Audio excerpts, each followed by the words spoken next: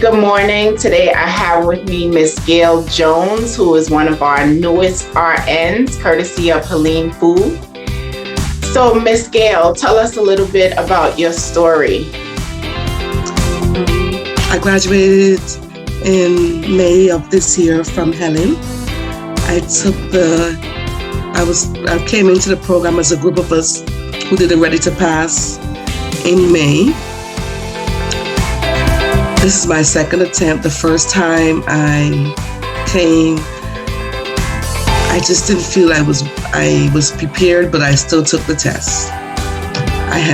Did the course. I didn't think I put enough time in. But on the second attempt, I call you back and I did some individual classes. I did one day class and I was successful. I took the test on Halloween and I came out successful. Congratulations. Gail, how long have you been an LPN and how do you think that contributed to your success or maybe your initial failure? Because what I have found is a lot of times my LPNs are struggling with the exam. Do you see anything that you could have been thinking or doing that could have hampered you or no? I think with the first test, sometimes you're focused on what you're actually applying at work. And when you're going to test, you have to think of everything being perfect. You can't focus on what you are actually doing at work. You have to stick to the content. The content is so important. And also rest and taking time out to really study. The second time around, I took almost 3 weeks to almost 4 weeks off from work. And I really studied my contents. And that is what really helped me along with the one-on-one tutoring. You know, Gail, I'm really glad you said that because that has been my biggest challenge, trying to impress upon students the importance of taking the time to study. So I know that we're in a recession or potential recession. I know that you have to work, but when you're trying to do doubles and you're doing 16 hours back to back to back, 4, 5, 6 days, and then you say, okay, I'm gonna go home and do questions and I'm gonna study a little bit when I'm in the car or when I try to sneak and take a break, it just does not work. So for you to be able to take 3 weeks off, I knew that that was a game changer for you because you were able to focus, you were able to rest, you were able to synthesize the information. So I'm hopeful that this will encourage some other students to say, you know what, I have to work, but I'm going to make this 3-week sacrifice. I'm going to take some time off from work. I'm going to settle myself down and I'm going to get this done. So I think that was really the game changer for you when you were really able to sit down and focus because the job realistically is going to be there. And now you're returning as an RN. So that's even better. Correct. Because I am guilty of that. The 16 hours working 3-4 days a week and then trying to study, then have to come home and take care of the house. It's too much. It was really too much. I didn't see it.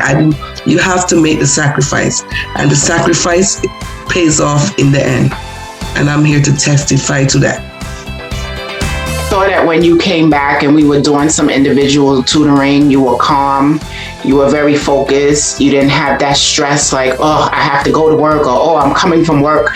So just that little temporary sacrifice really paid off for you. And I know like the last 2 or 3 sessions that we did, I was like, okay, you ready? Because there was not a question that I could ask you from that book that you did not know. And that was very different from the first time. I think the first time you went in on a wing and a prayer.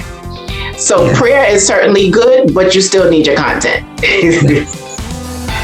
But praying is the number one key. And Miss Sylvain, thank you, and Miss Gardens so much, because without the two of y'all, I couldn't have done it. Along with praying and asking God to give me the strength and the wisdom. Okay. So any other advice you would like to give to a student that's maybe struggling? I know sometimes after the first time students get discouraged and they're like, oh, I don't know if I want to do this anymore. What would be your word of advice to a student that's listening to this, that tested more than once, that wants to give up? You got to keep fighting. One failure is just one setback, but you keep fighting all the way. This is something that you want. You might have to go 2, 3, 4 times, but if you have the willpower and the strength and determination, you will reach there.